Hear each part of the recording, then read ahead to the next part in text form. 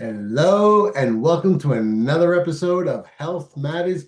I am your health coach, Dr. Michael Chillemi.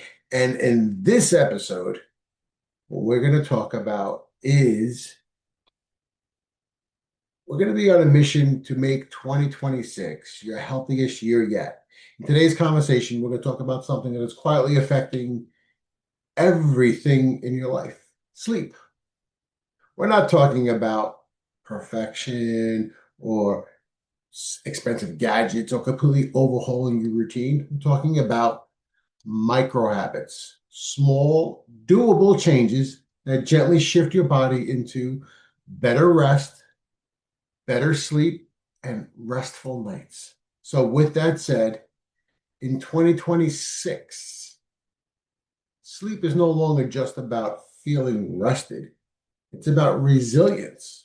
Sleep impacts your immune system, mental clarity, hormonal balance, emotional regulation, metabolism, and even how well you manage stress the next day. The good news is research continues to show that tiny adjustments, when done consistently, can significantly improve your sleep quality without pressure or burnout. So, how do you do it? What do you do? All right, so we're going to talk about micro habits for better sleep. First thing we'll talk about is optimizing your evening routine. So, first micro habit we'll talk about is consistent sleep schedule. So, set a regular bedtime and wake up schedule.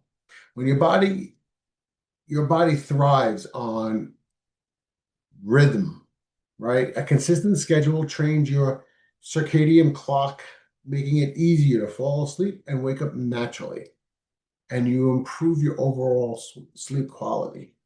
So, how do you do it? You're going to choose a bedtime that feels realistic, maybe not ideal, but realistic, and stick to it within about a 30-minute window, even on weekends if you can. A little extra tip: instead of forcing sleep, focus on consistent wake up times. When you do that, you try to anchor your entire cycle. So, one of the things you can do is set a reminder note, so you have an idea of when you're going to start your bedtime ritual. Next micro habit: a 10-minute pre-sleep wind down. So you're going to create a short, predictable ritual. Your nervous system needs a signal that the day is ending. A brief wind down helps your body shift from go mode to rest mode. So here's some ideas: gentle stretching, or maybe you read a book, physical book, not your phone or computer.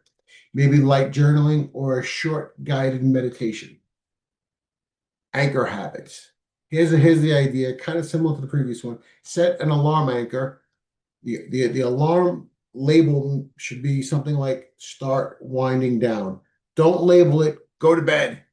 You want something relaxing. Maybe it's a soft little nice sound, ding, or something soft that makes you feel calm to begin your wind down routine, leaving your devices behind. Okay. Next micro habit is reduce your screen exposure.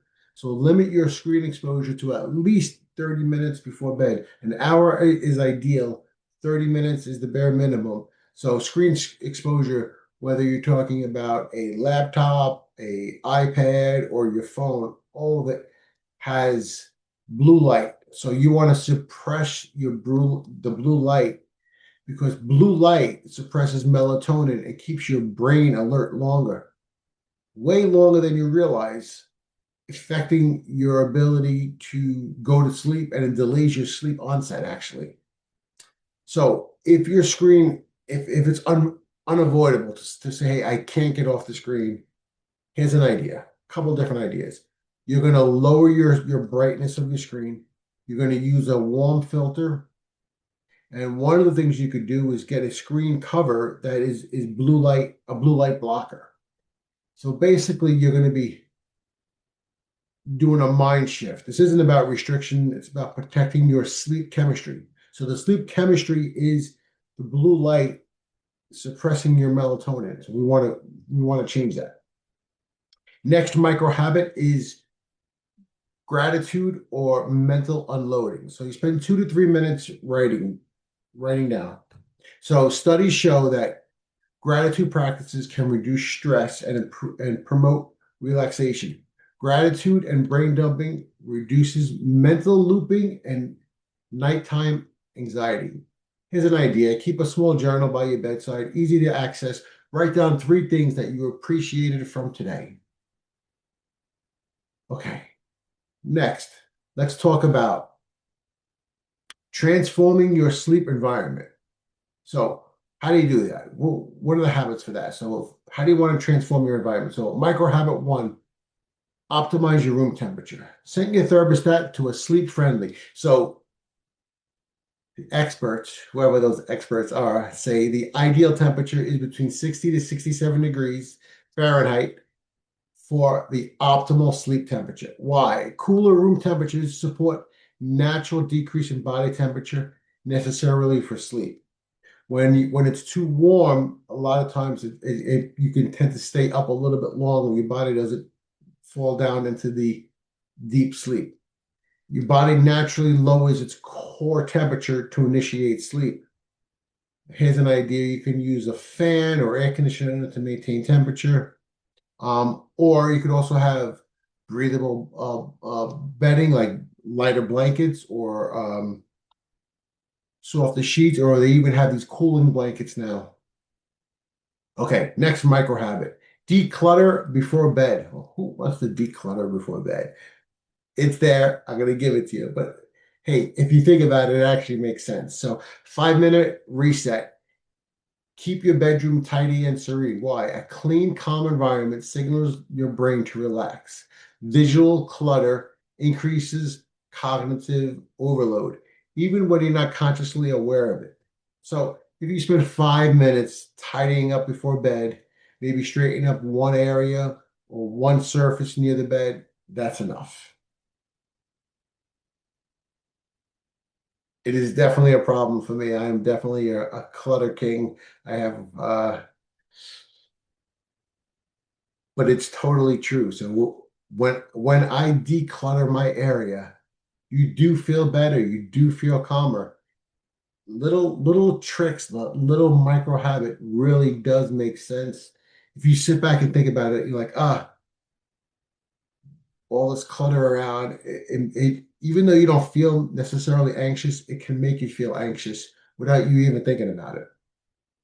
Okay, next micro habit we're going to talk about for transforming your sleep environment is bla blackout curtains or um, noise. So you're going to use blackout curtains or maybe a sleep mask or consider a white noise machine. You're going to create consistent sensory cues that it's sleep time. Why? Darkness and predictable sound patterns reinforce your sleep-wake cycle. The blackout curtains or eye masks or white noise or natural sounds help you get into that mode. Consistency matters more than silence, right? So it's whatever your habit you're making. Next micro habit is aromatherapy. So incorporate soothing scents.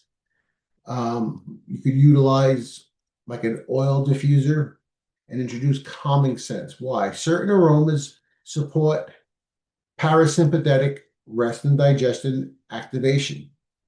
Something options that you can think about is lavender, chamomile, cedarwood, lightly scented signals should help calm the body, make it don't overpower it, right? So you don't want to put a ton of oil in so it's overpowering. You want a soft, subtle.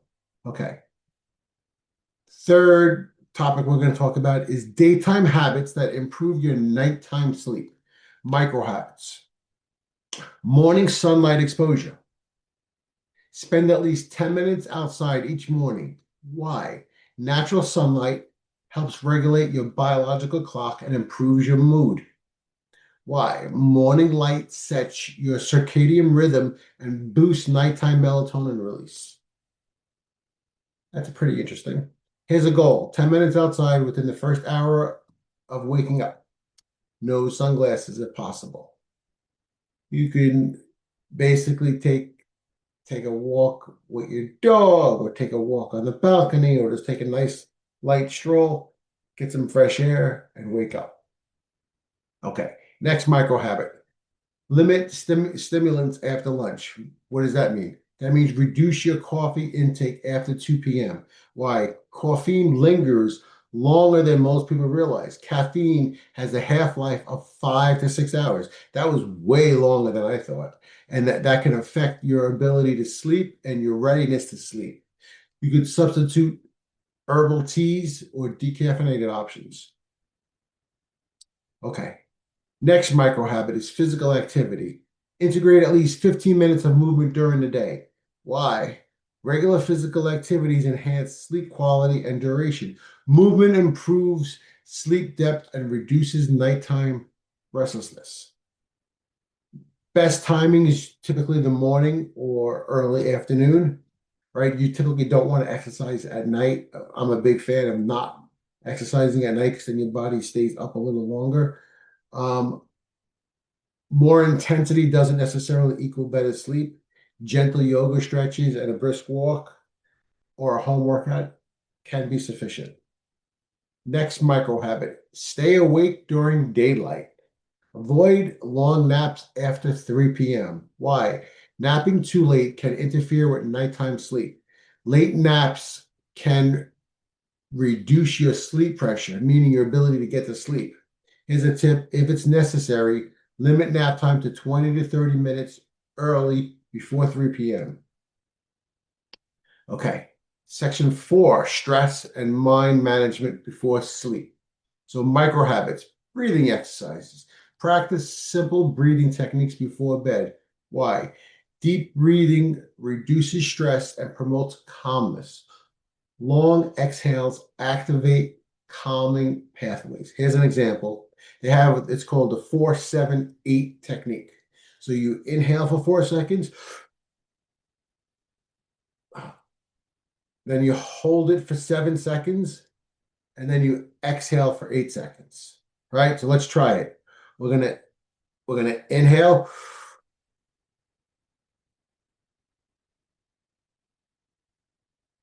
hold for 7, you exhale for 8. By the time you're done exhaling for 8, you're taking your body down. That actually did just kind of really did set me off with a little relaxation. It was kind of nice.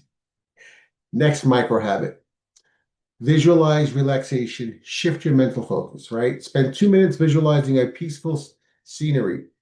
Why? Visualizations can calm the mind and reduce nighttime anxiety.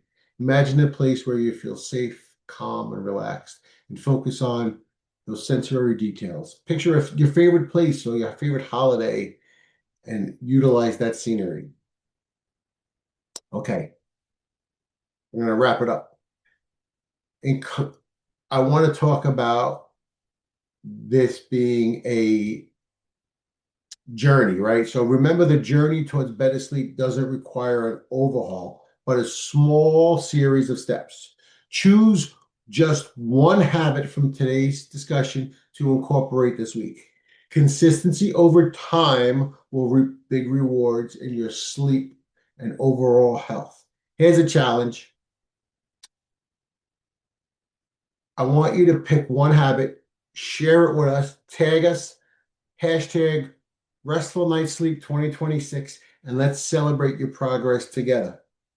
So, a good night's sleep is the gateway to a healthier, more fulfilling life.